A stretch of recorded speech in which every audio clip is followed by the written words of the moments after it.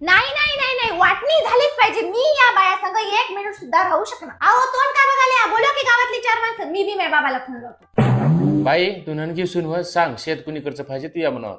वरलाकडचं बी द्या आणि खाल्लाकडचं बी द्या. मग याय ना काय भीक मागतील काय तुला सगळं शेत देऊन.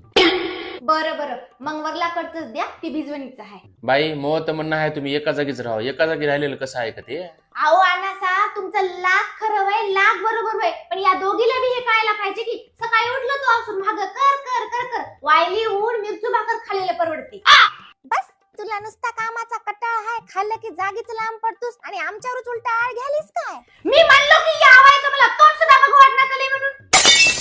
आणि राहिला प्रश्न घराचा, तर मला हे ढाळज वसरी आणि गावात जे आहेत ना 2 फलाट आहेत की नाही, तर पाराकडचं मोठा फलाट पाहिजे. मटिशा आणि हास, आम्ही काय रस्त्यावर राहू काय तुला सगळं देऊन. बरं मग कोण कोणात राहणार आहे. सासू सासरे तर तिच्या संगच राहतील, कारण सासू जमती तर लय जमते की, आणि जमना गेलं तर ते जातील निघून काशीला. पण मी मयामध्ये ठेवून घेणार नाही, मी आता सांगालो सगळ्याला. होय पण या मोठ्या माईचं काय करावं. मोठे मायला घेऊन जा तुम्ही तुमच्या घरी. आहे बाई मी तर वाटणी करायला आलोय. हे कडे इला द्या, हे कडे मी ठेवून घेतो. आणि मया लग्नातले भांडे तर मी ठेवून घेणारच हो, पण घरात जे सगळे भांडे आहेत त्याच्यात 2 हिस्से होतील.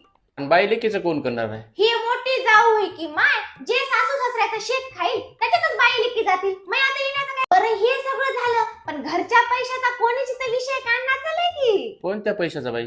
कारभार करण्याला माहित आहे आम्ही कोणत्या पैशाचं बोलालो ते. कारभार करून कुठं कुठं फलाट घेतलेत, कोणाकोणाला यादानं पैसे दिलेत, सगळं मला माहित आहे. गुन्हाट्याने त्याच्यात मला हिस्सा द्यायचा, नाही तर मी यायची पोल खोलणार, ते पण पारावर. आता राहिल्यात फक्त 2 म्हशी, तर एक लई दूध देणारी म्हैस मला द्या आणि दुसरी डिवकी म्हैस या डिवकीला